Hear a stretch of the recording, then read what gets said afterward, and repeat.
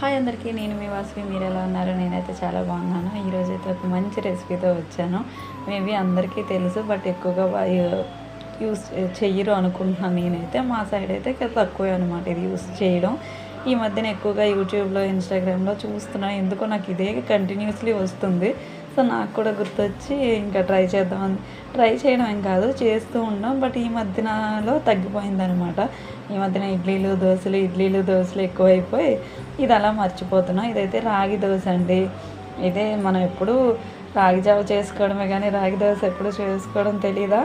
అయితే ఈ video last వరకు చూసేయండి. పిల్లలకైతే చాలా మంచిదన్నమాట. హెల్త్కి కానీ ఎవరికైనా సరే, పిల్లలైనా పెద్దలైనా ఎవరైనా కంపల్సరిగా రాగి జావ, రాగి పిండి అంటారు కదా, అదైతే చాలా యూస్ చేయడం చాలా మంచిది. చాలా బెనిఫిట్స్ ఉంటాయి పిల్లలకైతే ఇంకా మరెన్నో.